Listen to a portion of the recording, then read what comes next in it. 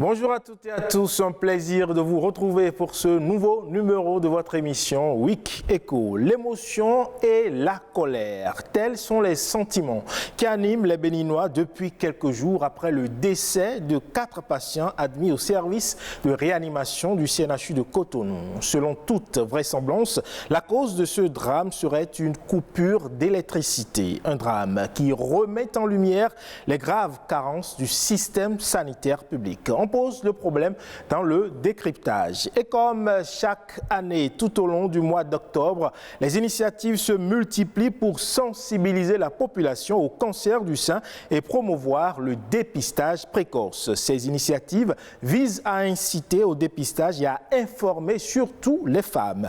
Quand faut-il faire une mammographie ? Quels sont les facteurs de risque avérés? Sujet à débattre avec un responsable d'association fortement engagé dans la lutte contre le cancer au Bénin. Voilà ainsi résumé les sujets de votre émission Week Echo de ce dimanche. Sans plus tarder, le mini-journal avec Nadège Omolade Sani.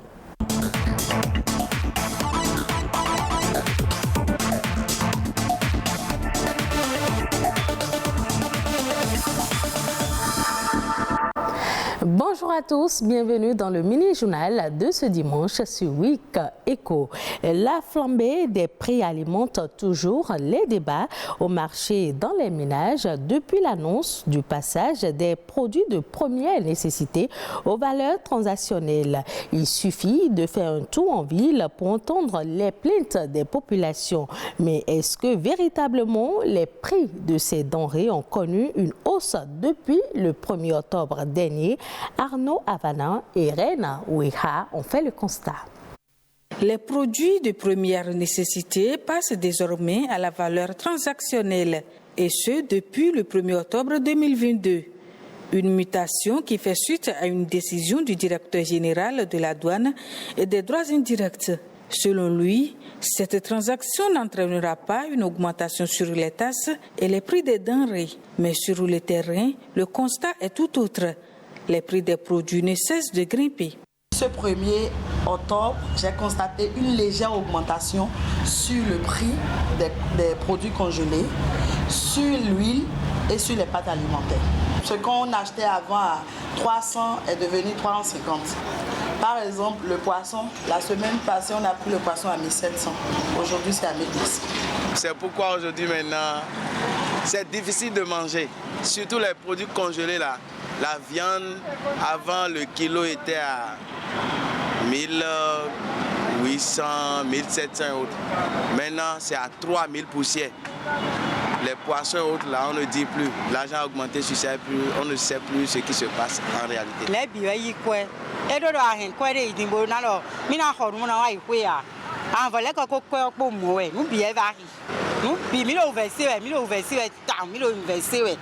Les commerçants de leur côté contredisent ces plaintes.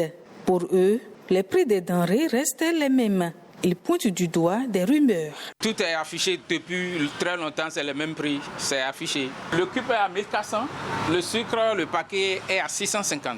Avant le 1er octobre, il y avait eu des rumeurs sur les réseaux sociaux que les choses vont augmenter de prix, mais jusqu'à l'heure où je parle, il n'y a pas eu d'augmentation. C'est toujours le même prix. Chez nous, personnellement, c'était depuis quelques mois passés. Pas précisément le 1er octobre que les gens prétendent. Parce que depuis le 1er octobre, nous, on n'a pas déjà augmenté quelque chose ici. Avec la cherté de la vie qui s'observe depuis quelque temps dans le pays, les autorités invitent les populations à la vigilance face aux rumeurs et aux commerçants véreux. 2 jours de compétition sans arrêt pour 16 équipes finalistes. C'est la 5e édition du Hacker Lab. Contrairement aux éditions antérieures, ce concours de détection de talents en cybersécurité accueille cette année les meilleures équipes des pays de la CEDEAO et de la Mauritanie. La compétition a démarré le 10 octobre et les gagnants seront coachés pour assurer la cybersécurité des États membres de l'organisation. Lénaïka Akbazao pour le compte rendu. 48 heures de compétition non-stop. Le challenge met aux prises de jeunes férus d'informatique constitués en équipe et représentant divers pays de l'espace ouest africain. Hacker Lab se veut un creuset de détection des meilleures compétences pour la sécurisation des systèmes d'information dans les pays de la CEDEAO et en Mauritanie. Cette compétition cherche à agir comme une avenue passionnante et collaborative pour identifier et reconnaître les talents et soutenir les jeunes en herbe de la technologie afin de jeter les bases de la constitution d'une masse critique de main-d'œuvre professionnelle en cybersécurité. La cybercriminalité est un phénomène planétaire et notre espace communautaire n'échappe pas.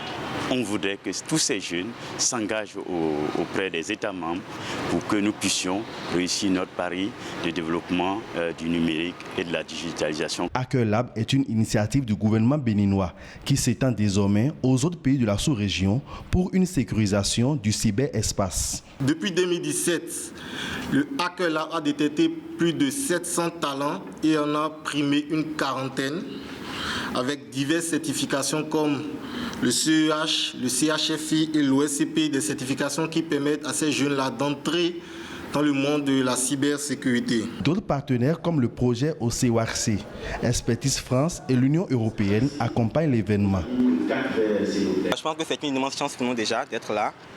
On donnera tout pour vraiment ramener la coupe au pays. On va mettre la lumière sur eux et qu'ils puissent demain pouvoir avoir du travail dans ce domaine-là.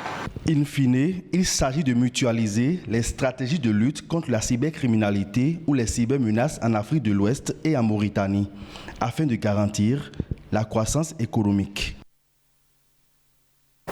Depuis le 19 septembre, les enfants ont repris le chemin de l'école.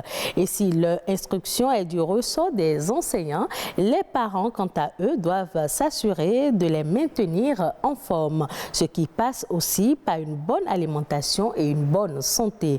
En tant que parents, quel comportement adopter pour accompagner les enfants toute l'année scolaire durant? C'est un reportage signé Estelle Pazot et Christelle Tongodo. Une bonne rentrée scolaire se prépare sur tous les plans. Pour que l'enfant se porte bien sur le plan sanitaire, il y a des préalables. Quand un enfant va à l'école, le cerveau a besoin de sang. Donc si quelqu'un n'a pas beaucoup de sang, c'est normal qu'il réfléchisse moins que celui qui a beaucoup de sang. Mais deux choses avant la rentrée. Première chose, il faut toujours déparasiter l'enfant. Et deuxième chose, il faut en fait, si votre enfant a un sujet allergique, il faut s'assurer des allergènes et l'éduquer par rapport à ça avant qu'il ne commence pas à rentrer dans le milieu scolaire. En plus de toutes ces mesures préventives, le parent doit soumettre l'enfant à un bilan fondamental.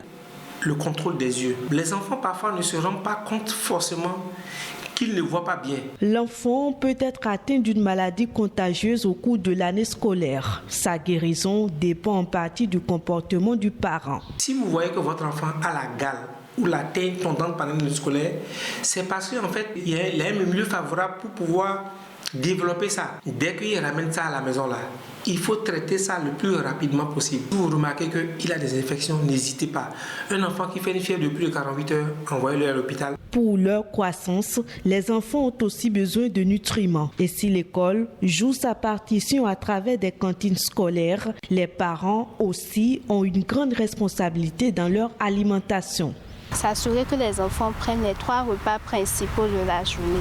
S'assurer surtout que les enfants démarrent leur journée avec un petit déjeuner. Apprendre aux enfants à consommer les fruits et légumes. Ces nutriments contenus dans les fruits et légumes aident ces enfants à vraiment tenir face à des maladies qui vont venir.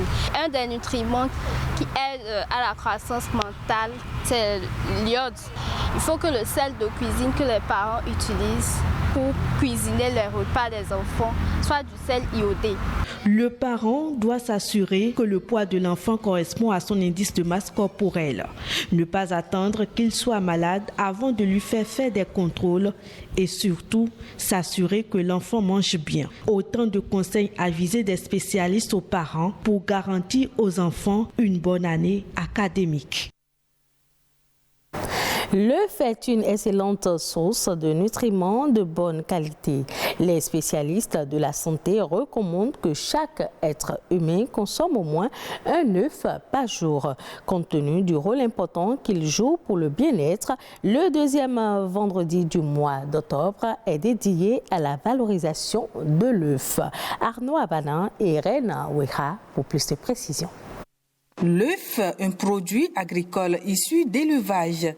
Il est utilisé comme aliment humain, simple ou servant d'ingrédients dans la composition de nombreux plats. Il héberge l'embryon de poussin et des substances nutritives. Les œufs sont des aliments qu'on peut classer dans la catégorie des aliments protéiques. Donc, qui dit aliments protéiques, ce sont des aliments qui favorisent vraiment la croissance chez les enfants, le développement normal des enfants, parce que quand les enfants commencent par grandir, ils ont plus besoin d'acides aminés, ils ont besoin de protéines, et qui fait du bien aux enfants, qui aide les enfants à bien grandir. C'est une excellente source de choline, un composé qui joue un rôle important dans le développement et le fonctionnement du cerveau. Il dispose de nombreuses vertus. Quand on parle en termes de besoins nutritionnels de façon générale des individus, l'œuf ne fera pas du bien uniquement aux enfants, mais aussi aux adultes parce que l'œuf contient également d'autres nutriments.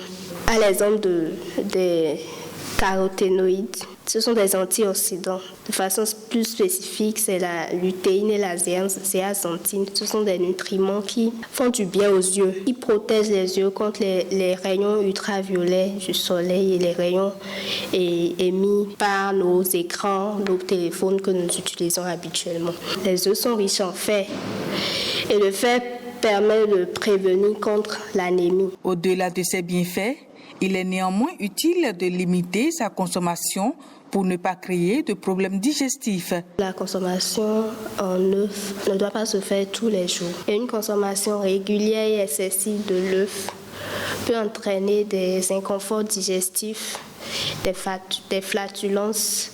Des nouveaux globules rouges sont formés grâce à la présence de la vitamine B9.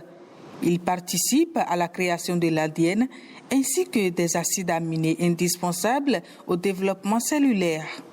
Mais attention, selon une étude américaine, manger entre 3 et 4 œufs par semaine augmenterait de 6% le risque de maladies cardiovasculaires. Ce sera tout pour le mini-journal de ce dimanche. Ne zappez surtout pas. Week Eco se poursuit avec Ilvaeus Balogun.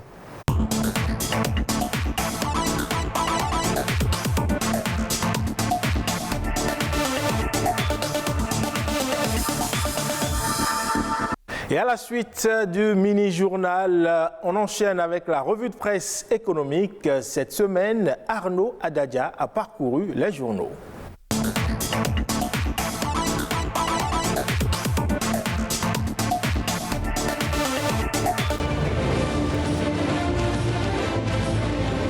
Amis de la revue économique, salut. Drame au CNHU. 4 décès qui seraient dus à une coupure de courant. Toute la presse en a fait écho cette semaine. La Nation, l'événement, Fraternité, tous en ont fait leur chou gras. Mais le gouvernement prend ses responsabilités et diligente une enquête.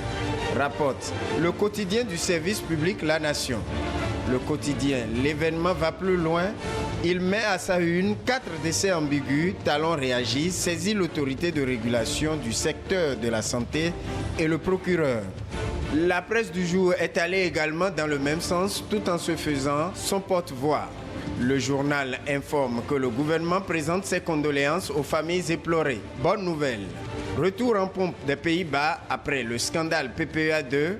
118 milliards, c'est ce que le chef de l'État a décroché suite à sa visite récente aux Pays-Bas. La Nation nous informe que le financement prend en compte le secteur de l'eau potable à travers notamment de nouvelles installations d'adduction dans les communes de Kobli, Karimama et Gogounou. Puis le renforcement des réseaux d'adduction d'eau existants comme Natitingu, Tukuntuna ou Kopargo. Ce fonds prend en compte plusieurs autres réalisations, dont celle de la reconstruction du port de pêche de Cotonou. Les détails sur l'ensemble des accords signés au profit des différents secteurs ont été rapportés par la presse du jour. Pêle-mêle, prévision budgétaire du Bénin, la nation a annoncé 3 033 337 000 francs CFA pour l'exercice 2023. Cherté des produits pétroliers sur le marché mondial, l'urgence de réajuster le prix signalé sur les unes de la presse du jour et l'événement précis. Dans les secteurs des transports, de l'aéroportuaire et des hydrocarbures, la restriction du droit de grève votée par les députés et enfin ce sujet de Gaskiani. Après avoir tué 66 enfants en Gambie, le sirop de la mort est-il au Bénin? C'est sur cette question que nous disons fin de cette revue. À dimanche prochain.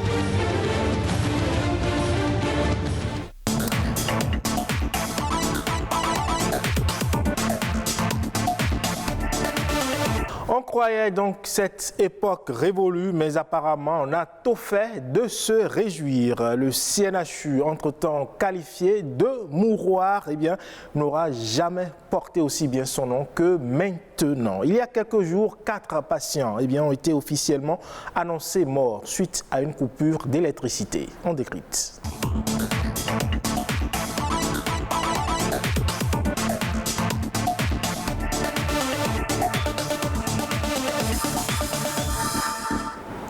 Déjà en plateau avec moi, les confrères. Ici, ce matin, je reçois Virgile Aroncet. Virgile, bonjour. Bonjour, Yves Balogun. Bonjour à tous. À côté de Virgile, Alain Sotoumé. Alain, bonjour. Bonjour, Yves. Bonjour, chers amis téléspectateurs. Alors, chers confrères, vous avez suivi cette actualité relative au décès de 4 patients au service de réanimation du CNHU.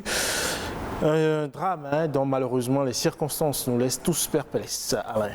Et oui, Yves, je pense que tous les Béninois et toutes les Béninoises, et même au-delà de notre pays, ont été touchés, je dirais même foudroyés par cette mauvaise nouvelle, par ce drame-là.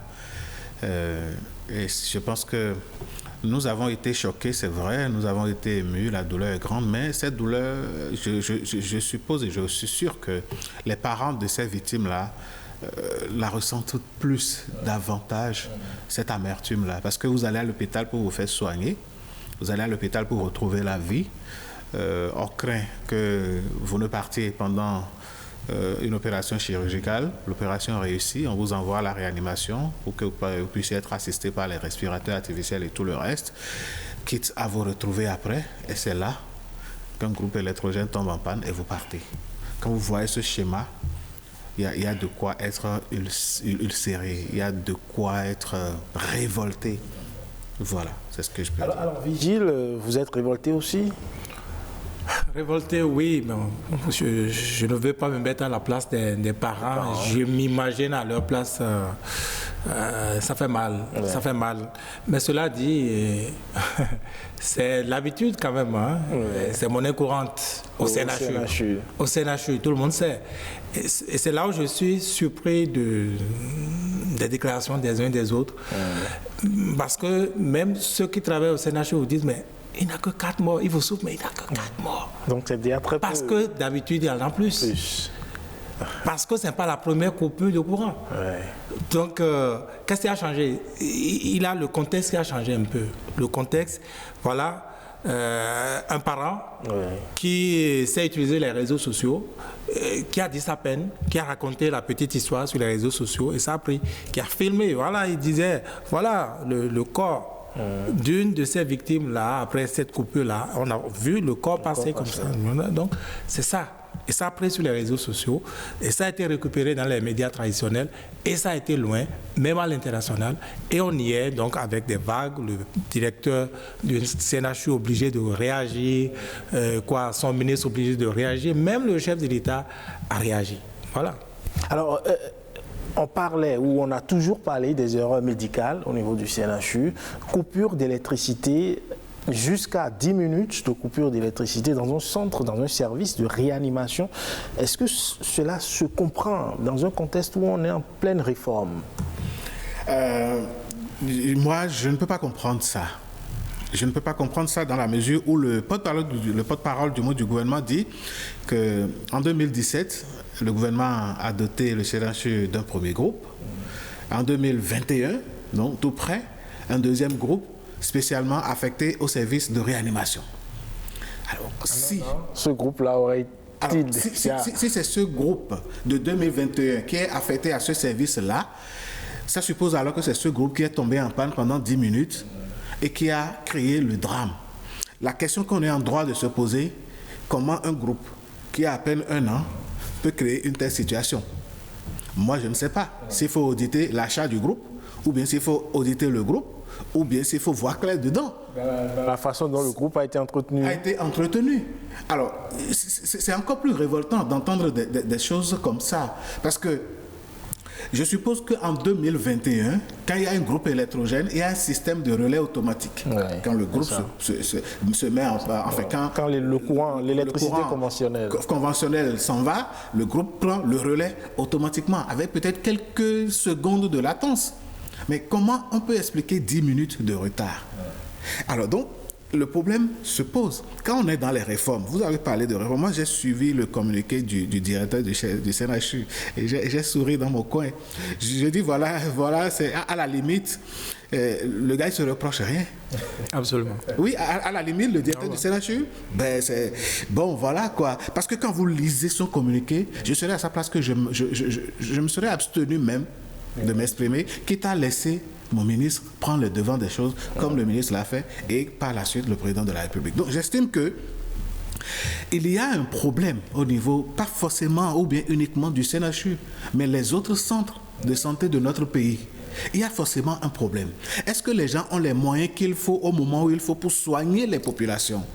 Ulvaïs Balogun, est-ce que vous savez que si votre parent doit être opéré, que ce soit au CNHU ou dans les autres structures de santé de notre pays, vous devez tout acheter? Vous devez acheter le gant que le médecin va porter. Désormais avec les réformes. Vous devez acheter les gants. Ou plutôt désormais malgré les réformes. Et ça, je vous le dis par expérience. Ouais. Vous achetez le drap de chirurgie. Vous achetez tout, mais absolument tout à votre charge. Pendant ce temps, quand on finit, vous avez la facture à payer. Et si vous avez la grâce de faire tout ça là, et qu'à la fin, le parent se retrouve et que maintenant, ayant été dépouillé parce que vous n'avez plus les moyens, eh bien, on saisit votre malade qui est guéri parce qu'il faut que vous payiez la facture avant de sortir. Et là, les ONG se mettent en place pour dire, bon, pardonnez, on cherche à gauche, à droite, on veut libérer tel nombre de bébés, on veut libérer tel nombre de patients, ou bien des gens qui sont guéris, qui sont au CNHU, ou bien dans les hôpitaux depuis 2, 3, 4 mois, voire 1 an. Quand c'est comme ça, qu'est-ce que le pays fait finalement pour ces enfants-là? Alors, Vigile, ce drame, en plus de ce que Alain vient d'évoquer, est-ce que cela révèle, je ne vais pas dire une incohérence, mais quand même une difficulté dans la mise en œuvre des réformes qui ont été engagées? Votre question est une réponse. Votre question est une réponse. Et ce qui est déplorable au Bénin, on peut mettre en place une réforme qui pourrait marcher comme pourrait ne pas marcher, mais c'est refuser d'évaluer la réforme. C'est ça qui est le drame. Qu'est-ce que j'appelle l'évaluation? Parce qu'on m'a dit, oh non, mais on vient de mettre ça. Mais il ne faut pas attendre d'être à la fin de la réforme. Les acteurs, ils ont crié, vous avez entendu qu'ils n'ont pas été associés à ces réformes. Tout au moins, les agents.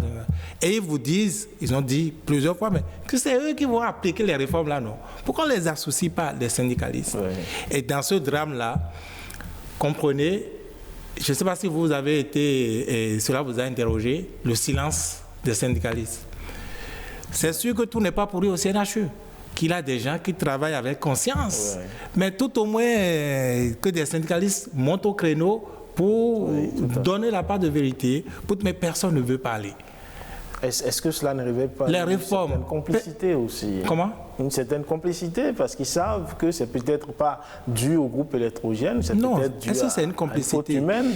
J'ai dit tantôt, ça a l'habitude de se passer comme ça au CNHU. Et ils savent, et s'étonnent, j'ai dit, ils s'étonnent de votre étonnement. Hein? Mais est-ce que c'est une complicité? Remarquez que depuis, je ne sais plus, 2018, me semble-t-il, quand on leur a arraché le droit de grève à la santé, ce qu'on leur avait promis, on ne leur a jamais donné ça. Ou très peu. Nous sommes des journalistes, hein. Les acteurs là, ils sont dans Cotonou, on peut les interroger, il n'y a pas de problème. Adolphe Oussou, voilà un par exemple. Ouais.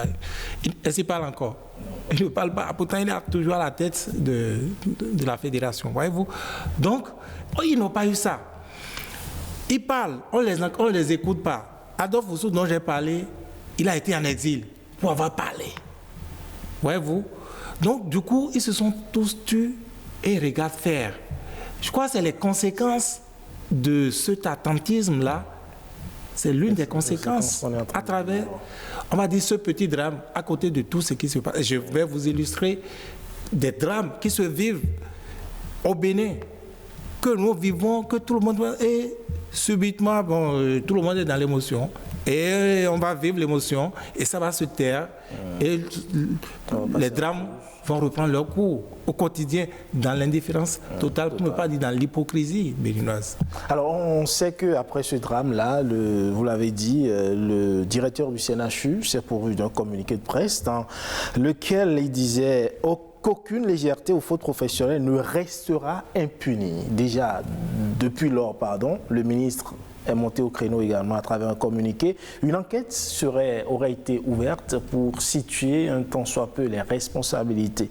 Mais à l'évidence, comme Alain qui dit que le directeur semble ne pas vraiment s'émouvoir de cette situation, on dirait qu'à un moment donné, des gens ou des têtes devraient tomber. À commencer par la tête du directeur lui-même. Je ne sais pas pourquoi il a fait le choix d'aller écrire un communiqué plutôt que de démissionner. Ne serait-ce que par principe. Même le ministre. Même le ministre devait démissionner. Même le ministre. Vous avez parlé de réforme tantôt, non? Oui. Mais c'est l'évaluation de la réforme, ça. C'est les résultats. Est-ce que les réformes sont mises en place pour ça? Pour qu'il ait 2 mois pour une coupure de 10 minutes? Les groupes que vous achetez, le porte-parole dit 9, oui, certainement 9. C'est ça, c'est pour ça, c'est pour ce résultat. Bon, ok, qui on va sanctionner maintenant? Ne serait-ce que par principe. Et vous savez pourquoi? Parce que si vous le faites et qu'on remplace ce ministre-là, celui qui vient, il sait que c'est d'abord pour ça. Donc, il fera toutes les autres fautes du monde, sauf celle-là. Il l'a fait et il subit le même prix.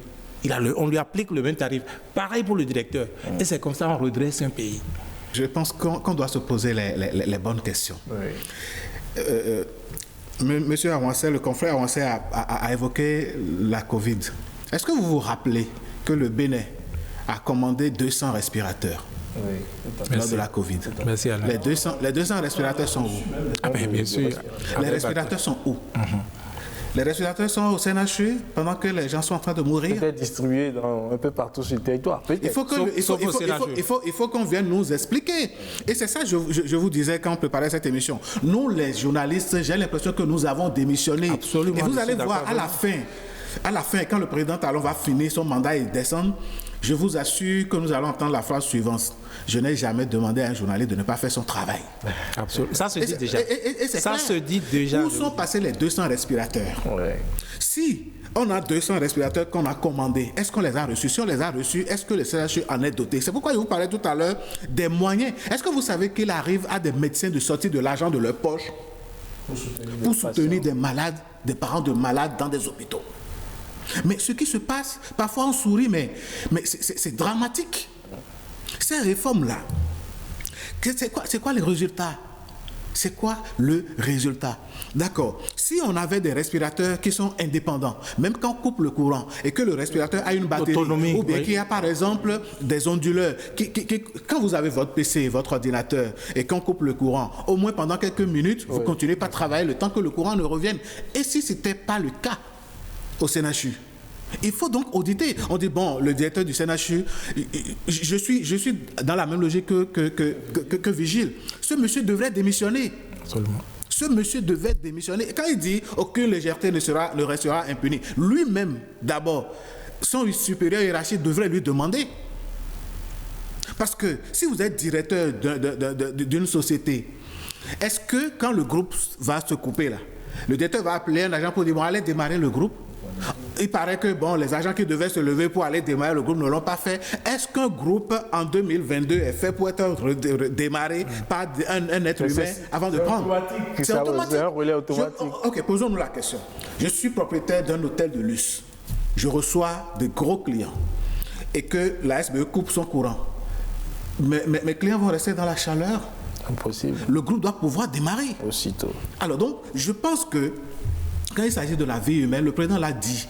Il a dit on ne peut pas prendre la vie humaine pour en faire un chantage. Et ça a été la base du retrait des droits de grève dans le milieu de la santé. Absolument. Donc un directeur du CNHU ne peut pas faire ce communiqué qu'il a fait là.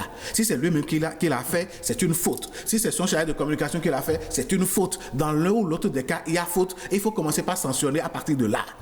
On n'a rien contre sa personne. Moi, je ne le connais pas. Ouais. Et même si je le connaissais, qu'il est devant moi, c'est ce que j'allais lui dire ce matin ou bien ce midi. Donc, c'est pour dire quoi? Les réformes, moi, je pense qu'il faut vraiment les réévaluer. Peut-être que, on dit souvent, bon, les présidents, ils ont tellement de choses à faire, donc c'est ceux qui sont autour d'eux qui peut-être les induisent en erreur. Mais quand on voit un peu la méthode de fonctionnement du président Patrice Talon, je me dis, pour l'image que moi j'ai de lui, c'est qu'il doit être forcément au courant d'un certain nombre de choses. Surtout la vie humaine qui lui importe. Dans ces conditions-là, le DG CNHU devrait revenir. Il faut qu'il vienne peut-être sur ce plateau, que vous l'invitez pour qu'il nous dise réellement ce qui s'est passé. En attendant que la justice ne fasse autre chose. On dit, bon, le dossier est devant la justice. On connaît ce pays. Les dossiers sont devant la justice, mais on en parle. Il faut qu'on en parle. Espérons, oui, on en parle déjà. Espérons que ça aille jusqu'au bout. Et vous avez suivi comme moi l'implication personnelle du chef de l'État dans ce dossier qui a décidé de saisir l'autorité de régulation du secteur de la santé qui a été mise en place récemment pour essayer un tant soit peu de situer les responsabilités. Alors, Vigile, est-ce que cette implication, de votre point de vue, serait ou est un motif suffisant pour bouger un peu les lignes? Tout le monde dégage sa responsabilité. Tout le monde. Je suis d'accord, ce n'est pas le chef de l'État ou chef de l'État dit d'aller allumer le groupe. Encore que tout le monde sait, comme vous l'avez dit, en 2022, ce n'est pas un individu qui... Moi, dans mon quartier, je sais qu'on a coupé le courant parce que les groupes démarrent automatiquement. C'est comme ça, je sais qu'il a coupé dans mon quartier. Donc, c'est pas... Voyez-vous, le chef de l'État, sans lui apprendre son job, je pense qu'il devait dégager le ministre. C'est automatique. Le ministre, ce qu'on ne vous dit pas, c'est que, dans le conseil d'administration du CNHU, c'est son directeur de cabinet qui est le président du conseil d'administration, en tant que représentant du ministre. Autrement dit, si dysfonctionnement il y a, cela devrait remonter au plus haut niveau. Mais comment les réformes, les belles réformes sont implémentées au CNHU pour qu'on en arrive là? Et puis, l'autre chose, vous avez l'impression que, parce que les Béninois ne peuvent pas parler, parce qu'on n'écoute pas les syndicalistes, les journalistes dorment, et tout le monde... Mais c'est la nature qui parle à la place. Pourquoi je le dis? Récemment, le chef de l'État a dit que le courant, il en a tellement que ça peut se vendre moins cher. Aujourd'hui, quel débat on fait? C'est parti d'où? Couper de courant. Dans un pays où il en a tellement qu'on peut vendre ça moins cher. Voyez-vous? Donc, le chef de l'État, pour corriger ces choses-là, pour, disons, sanctionner le fait qu'on l'expose à l'international, parce que, figurez-vous, les chaînes internationales sont sur ce dossier, et heureusement, à la minute, elles rendent compte de ce qui se passe dans ce dossier-là, par exemple. Heureusement, c'est une forme de pression. Et c'est cette pression-là qui nous manque au Bénin. Le fait que tout le monde soit dans l'attentisme. Ah non, j'ai peur. Ah non, il ne faut pas. Non, pourquoi vous allez avoir peur? Le chef de l'État n'est pas là, le ministre n'est pas là. Chacun doit pouvoir jouer son rôle. On ne le fait pas et on dit oh non. Et on attend que ça vienne. Mais ça également, c'est la poursuite des dirigeants.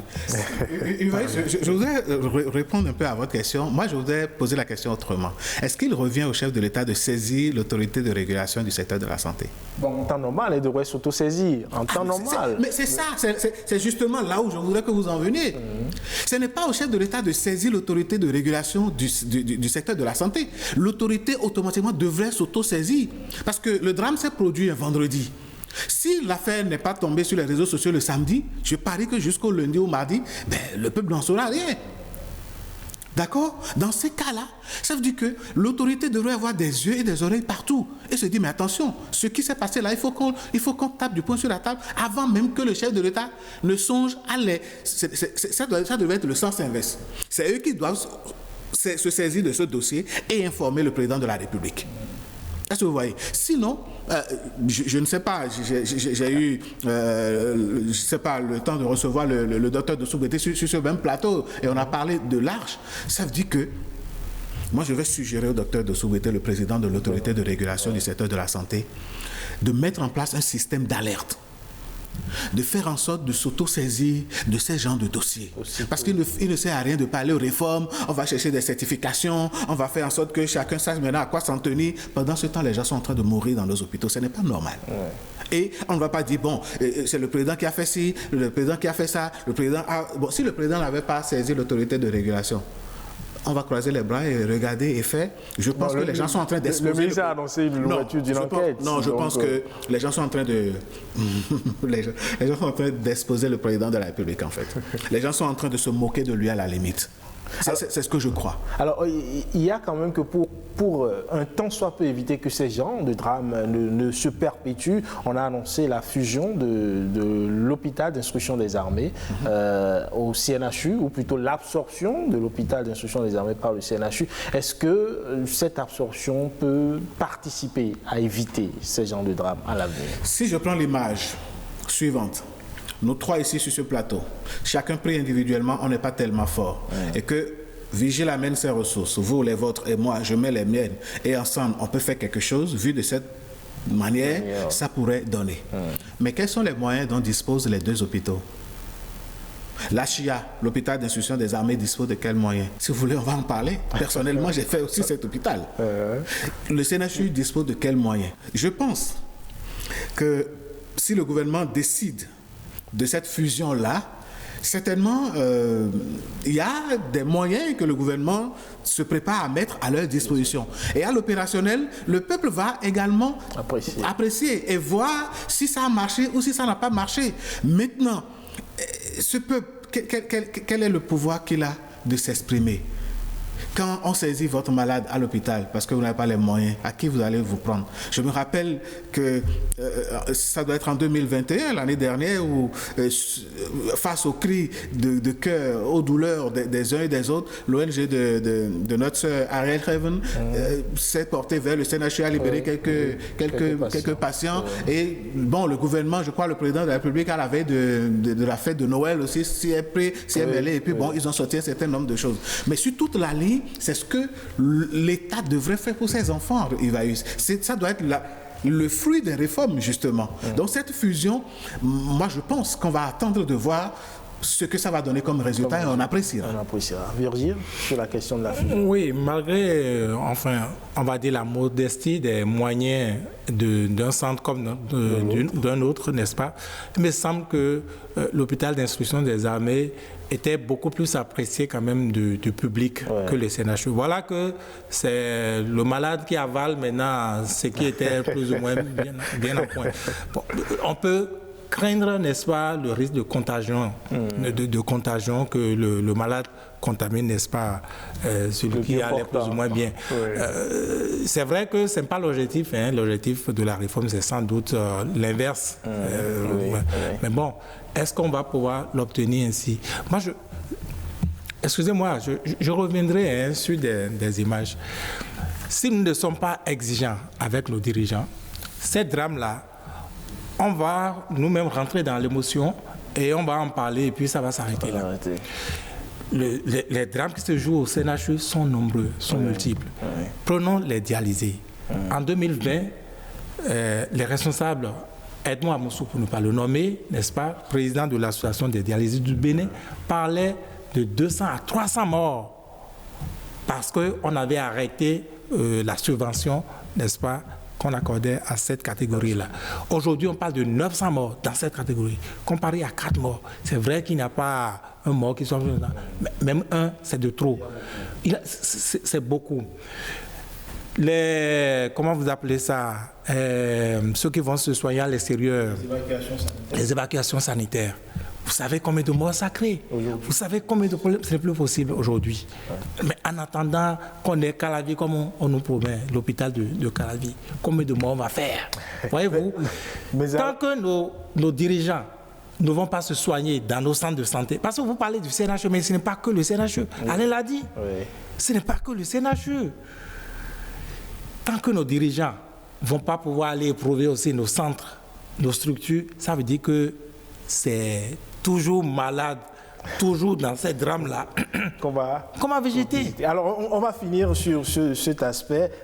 Avec ce drame-là aujourd'hui, vous, Virgile, qu'est-ce que vous souhaitez?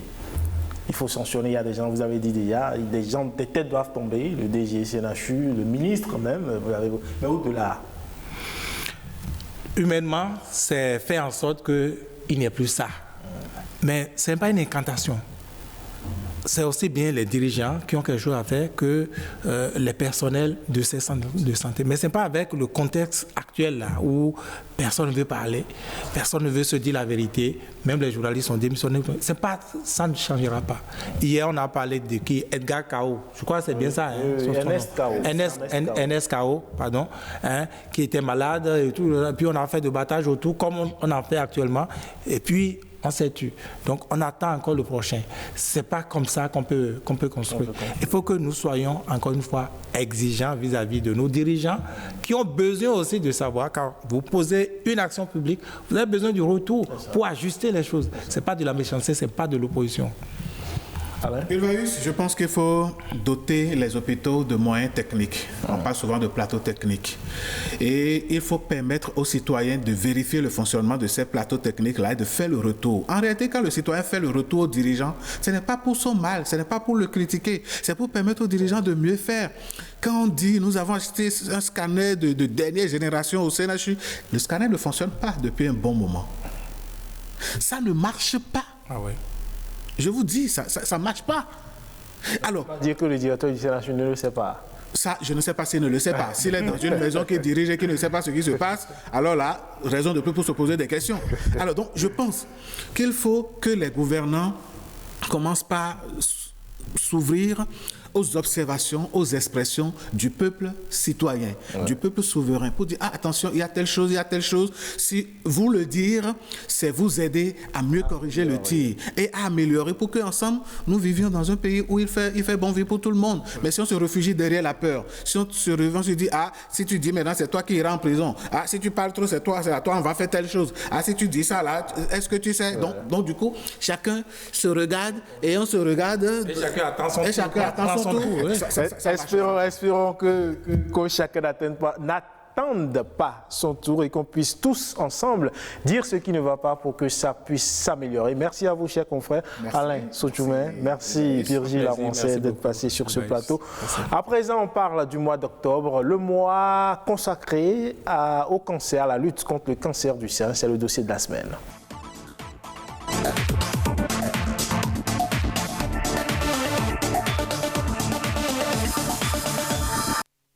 Le cancer des seins est la première cause de mortalité chez les femmes africaines et la troisième cause de mortalité dans le monde. Heureusement, aujourd'hui, plus de 3 cancers du sein sur 4 sont guéris grâce au dépistage. On suit cet élément sur la lutte engagée contre le cancer du sein par des activistes béninois et on revient en plateau. Sur Facebook, TikTok, YouTube, Instagram, ta voix porte, tu es animateur TV live, rejoins-nous pour la sensibilisation, pour la lutte contre le cancer du sein. Un ruban rose, symbole international de la lutte contre le cancer du sein. Et tout un mois dédié à l'engagement dans la lutte contre la maladie et la solidarité envers les malades. Au Bénin, voici 4 éditions de suite que les influenceurs se sont appropriés le concept Octobre Rose. Sur 2 cancers dont les femmes souffrent, une femme souffre du cancer du sein. C'est pour dire en fait que ça bouffe la vie à beaucoup de femmes. Donc il est important de se joindre à l'initiative et nous, puisque nous sommes des communicateurs, nous sommes des journalistes, des animateurs web TV, donc d'une manière des influenceurs, on s'est dit qu'on va prendre notre part dans la lutte contre le cancer du sein en sensibilisant autour de nous. Lorsqu'un médecin parle du cancer du sein, ça peut avoir l'air trop sérieux, trop rébarbatif, mais c'est lorsque c'est votre soeur que vous admirez à la télé ou quand c'est votre influenceur qui vous fait rire sur les réseaux sociaux, qui vous en parle dans le langage que vous comprenez, ça vous fait tiquer et vous vous dites il faut agir. À l'appel répond chaque année année la forte communauté des influenceurs béninois, chiffrée à plus de 250 membres, hommes et femmes compris.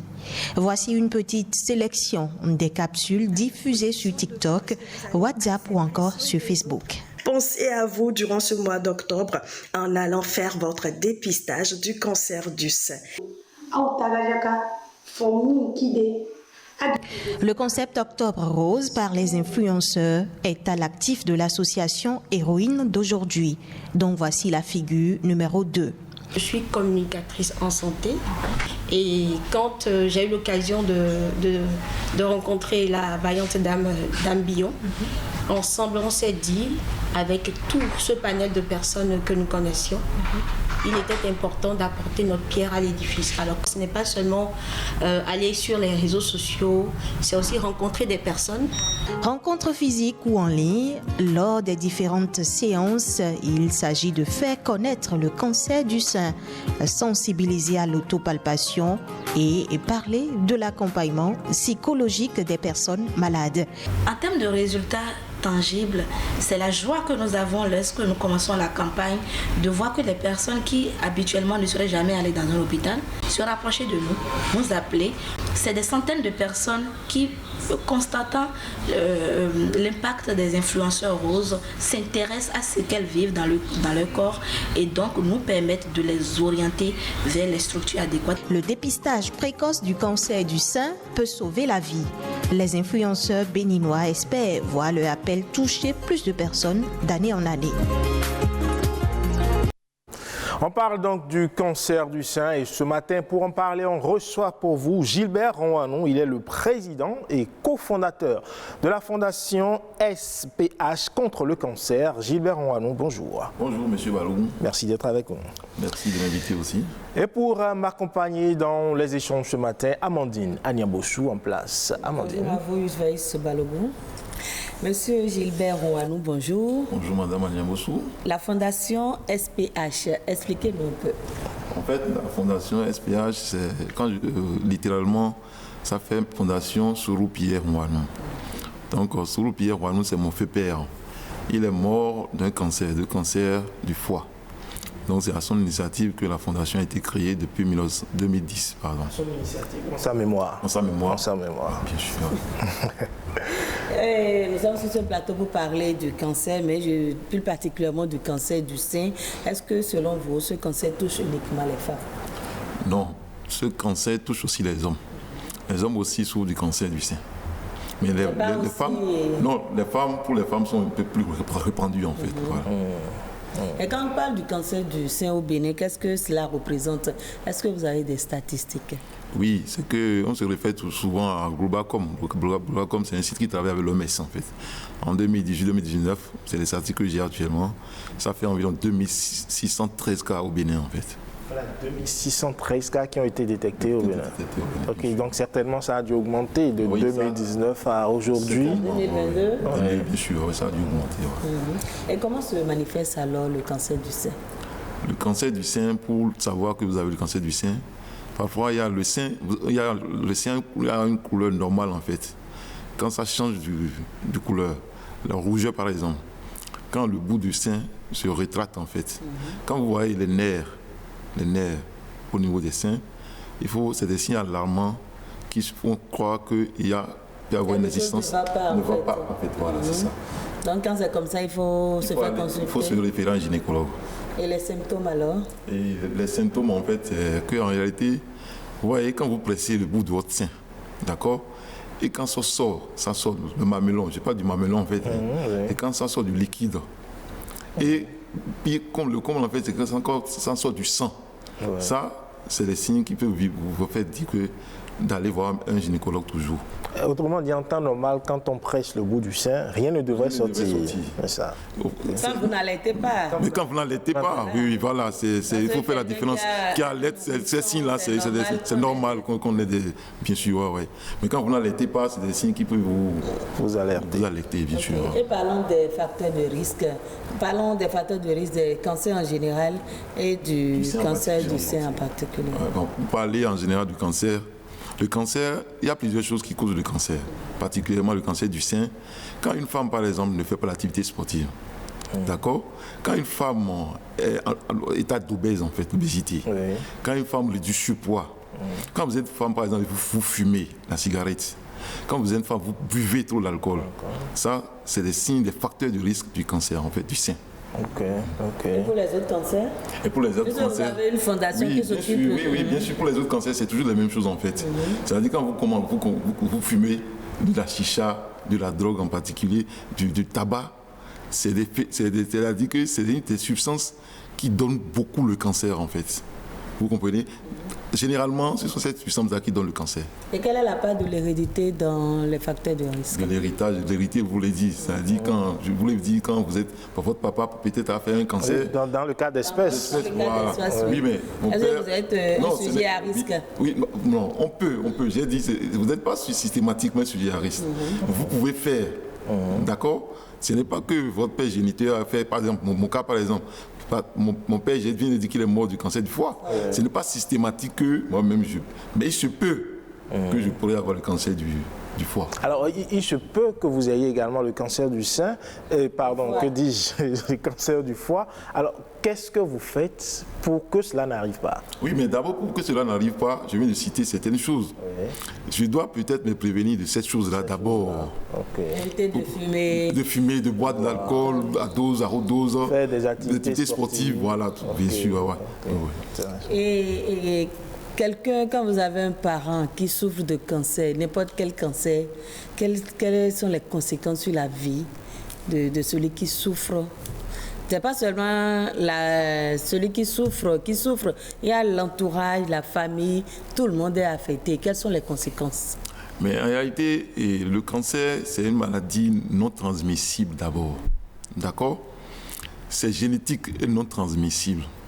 Mais maintenant, quand vous souffrez du cancer, la seule chose à faire, c'est toujours aller à l'hôpital. D'accord? Et si vous allez à l'hôpital, c'est le médecin qui est susceptible de vous dire que c'est un cancer ou pas. Je ne sais pas si vous comprenez en fait. Voilà. Les conséquences sur la vie, parce que le jour, il y a des gens, quand vous allez à l'hôpital par exemple, on vous dit, vous avez le cancer. C'est toute votre vie qui est basculée. Parce que dans votre tête, déjà, quand on dit c'est le cancer, c'est un tic, on se dit, bon, je suis foutu, ma vie est fichue. Donc, on se remet en cause. Donc, quand je parle des conséquences sur la vie, c'est ça. Maintenant, à votre niveau, vous avez eu un parent qui a souffert du cancer. Comment ça s'est passé? L'entourage. Imaginez, madame, je comprends bien votre question maintenant. En réalité, dans mon cas, c'est là où le cancer est plus dramatique, en fait. C'est seulement un soir, d'accord, que vous vous sentez mal à l'aise. Et on vous amène chez un médecin et on vous déclare le cancer. Est-ce que vous voyez? C'est en cela que le cancer est fatal pour l'homme. Maintenant, si cela arrivait, ce n'est pas la fin du monde. Ce qui est sûr, quand tu as le cancer emporte toujours. Emporte toujours. Il n'y a pas de cancer qui se guérit. Ça, je vous l'affirme, il n'y a pas de cancer qui se guérit. Si c'est déjà l'étape du cancer, c'est que votre vie est programmée.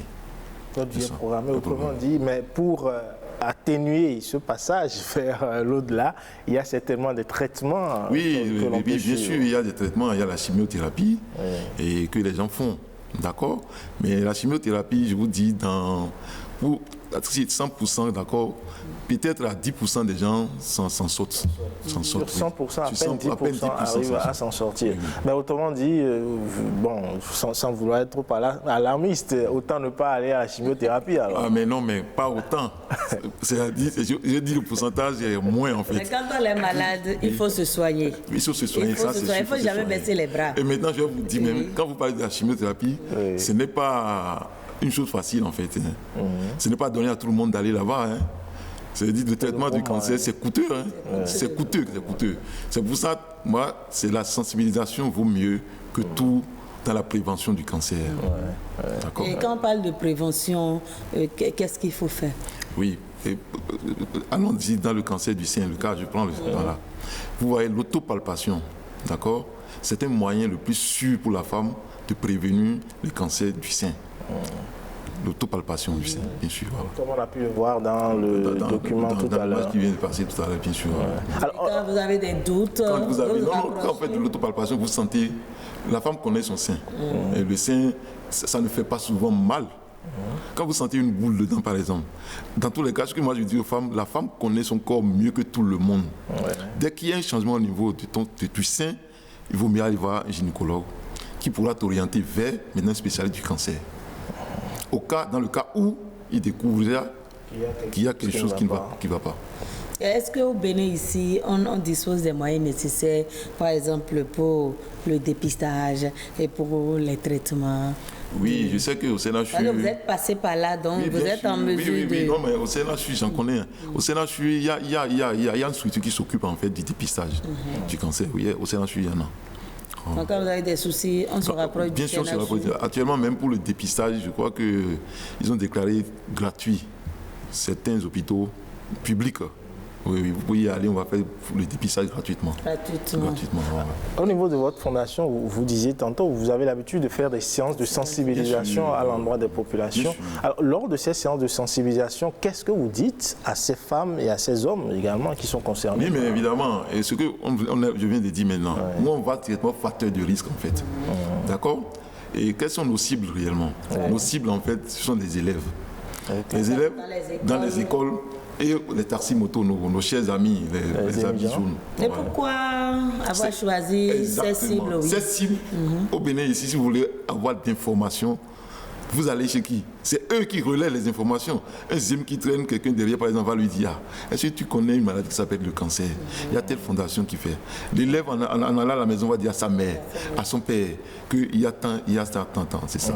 Voilà. C'est de cette façon que vous arrivez à... Nous relayons les informations à travers les différents types de nos messages, en fait. Et vous menez cette activité depuis plus de 10 ans? Depuis 10 ans, depuis 12 ans, j'allais dire. Et en matière de satisfaction, quand on vous demande de faire le bilan, qu'est-ce que vous pouvez nous dire? Et un jour, je quittais un plateau, il y a un ami, je l'ai dit, qui m'a appelé, qui fumait par exemple. Je finissais d'animer une émission sur le tabagisme, qui m'a dit, président, je n'ai jamais su qu'en fumant, qu'on peut être atteint du cancer. Là, je ne vais plus fumer. Est-ce que vous voyez, non? C'est ça, quand ça ne se passe pas comme ça, moi, c'est-à-dire, ça me donne du réconfort. Et ça me demande d'aller faire mieux. Parce qu'il y a des gens qui sont ignorants de certaines choses. Il y a des gens qui fument, par exemple, qui ne savent pas que fumer donne le cancer. Ils trouvent du plaisir à fumer. Alors même que derrière ça, c'est plusieurs types de cancers. Voilà. Et vous ne vous occupez pas de la prise en charge, rien du tout? Non, je vous ai dit maintenant. Sur des gens bien sûr, je vous ai dit maintenant, la prise en charge, ce n'est pas ce que je souhaite. La prise en charge, c'est honorer. Et même la prise en charge, on peut vous prendre en charge et vous allez mourir, comme vous pouvez suivre. Mais mourir, c'est un photo de risque de mourir. Bon, c'est qu'on va tous mourir un jour ou l'autre. Oui, le cancer, ce n'est pas bien. Alors, on parlait tantôt de la chimiothérapie. Est-ce qu'au Bénin, on fait de la chimiothérapie? Oui, à ce que je sais, au Bénin, il y a, je vous ai dit au CNHU, il y a, mais chimio, qu'on dit vraiment là, ce n'est pas encore, le Bénin ne le fait pas. Ce n'est pas encore ça. Ce n'est pas encore ça. On est encore loin. Dans le cas de votre papa, comment vous en êtes sorti? Mais non, mais mon papa, je l'ai regardé mourir tout simplement. Vous ne maîtrisez pas le système? Non, mais le médecin nous a... Non, on ne sait pas qu'on ne maîtrise pas le système. Le médecin nous a dit qu'il n'y a plus rien à faire, en fait. Aujourd'hui, est-ce que si on vous dit encore qu'il n'y a plus rien à faire, est-ce que vous allez vous laisser... Mais en fait, dites-moi, si le médecin, si un spécialiste vous dit qu'il n'y a plus rien à faire, qu'est-ce que vous pouvez faire, un spécialiste, d'accord?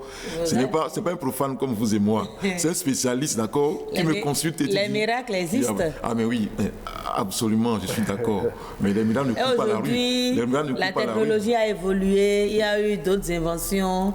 Et quand on parle du cancer aujourd'hui, les gens sont beaucoup plus réceptifs. C'est comme au début, quand on vous dit vous avez le VIH-Sida. Oui, on avait peur. On avait peur, mais aujourd'hui, il y a des gens qui vivent avec le VIH-Sida depuis des années. Sûr, oui. Donc, est-ce qu'il ne faut pas prier pour qu'un jour on puisse arriver à cela et puis qu'on puisse vivre encore plus longtemps quand on vous dit que vous avez le cancer? Oui, mais ce que je ne vous souhaite pas en fait, je vous le répète toujours, il ne faudrait jamais que vous ayez le cancer un jour.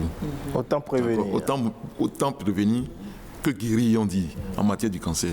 Autant prévenir que guérir. Mais pour ceux qui l'ont déjà, il faut quand même qu'ils gardent un peu d'espoir. On ne va pas rester on va trop pas négatif. On ne va pas leur dire fatalement que vous allez mourir. Ce n'est que plein d'espoir qu'on peut leur donner, en fait, c'est ça. Maintenant, moi, j'ai besoin de votre témoignage. Il y a des gens aujourd'hui qui vivent cette situation que vous avez déjà vécue. Comment il faut faire pour vivre avec quelqu'un qui a le cancer, ou bien quelqu'un qui a déjà le cancer, comment faire pour vivre avec la maladie et vivre normalement, quoi. Mais c'est ça que je vous dis, on ne vit pas avec un cancer. Je continue pas à vous le dire. On ne vit pas avec un cancer. Dès qu'on vous dit que vous avez le cancer, madame, excusez-moi bien, c'est que vous êtes au bord de la tombe, en fait, c'est ça. Mais en attendant d'aller dans la tombe, il y a peut-être l'ancien me dit que j'ai le cancer, je peux vivre encore 5 ans. Je ne vais pas baisser les bras. Non, mais oui, mais en fait... Il faut être quand même un peu plus positif. On prend l'exemple du cancer du sein, par exemple. Dès qu'on vous déclare un cancer du sein, c'est vrai, le cancer, c'est quoi déjà? C'est une prolifération anarchique des cellules dans l'organisme. Je vous l'explique tout simplement. Dès qu'il y a prolifération anarchique, dès que le cancer attaque le sein, votre sein là, c'est pas que le sein, hein, c'est déjà dans les autres organes en fait. C'est pour ça que je vous ai dit, même si on vous coupe votre sein, c'est que la probabilité qu'il y a d'autres cellules soient attaquées est forte. C'est là où je vous dis. Alors aujourd'hui, quel est l'espoir que vous nourrissez? Parce que vous le disiez tantôt, au CNHU, on n'a pas encore vraiment toute la superstructure qu'il faut pour prendre en charge les personnes souffrant du cancer. Quelles sont vos attentes, peut-être, à l'endroit du gouvernement dans ce secteur-là? Oui, mais ce que je dois demander à l'État béninois, c'est de nous accompagner dans nos sorties de sensibilisation. Parce qu'en matière de lutte contre le cancer, il n'y a que les différents types de sensibilisation. Et je vous ai dit, c'est la prévention qui est le moyen le plus sûr dans tous les autres cancers d'ailleurs.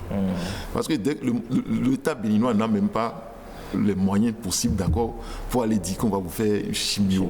Je vous ai dit, c'est trop onéreux, c'est cher. Et quelques États qui l'ont, à quel prix, on sait. Donc l'État a comme nous accompagne dans nos différents types de sorties médiatiques, sensibilisation, tout ça. Intensifier les séances de sensibilisation. Quand on parle par exemple de la lutte contre le cancer, est-ce qu'il faut, la lutte doit être permanente ou bien s'il faut nécessairement attendre le mois d'octobre et dire octobre rose, octobre rose? Non, en fait, non, déjà que octobre c'est bon. Vous m'avez invité parce que c'est le mois d'octobre en fait. Mais je vous salue d'ailleurs.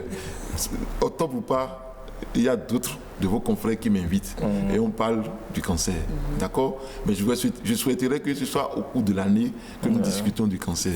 Voilà. Un message alors à l'endroit de tous ceux-là qui nous regardent? Non, je tiens d'abord à vous remercier, vous, d'accord? Et à ceux qui nous regardent, je leur dis en fait de se prévenir contre le cancer. Et le cancer ne se guérit pas au jour d'aujourd'hui et le cancer est fatal. D'accord? Et ce n'est que la prévention. Dans la lutte contre le cancer, ce n'est que la prévention. Merci beaucoup à vous, monsieur Gilbert Ouadon. Merci, madame. Le cancer, oui. Monsieur Amandine Balogun, je vous remercie. Merci à vous aussi. Gilbert Ouadon, je retiens que le cancer est fatal et qu'il vaut mieux prévenir que guérir. Voilà. Ce sera tout pour Week Echo de ce dimanche que vous pouvez retrouver sur le site de l'ORTB le 3, w.ortb.bj, également sur nos pages Facebook Bénin Business 24 et la page Facebook de votre émission Week Echo. Merci à toutes et à tous et à dimanche prochain.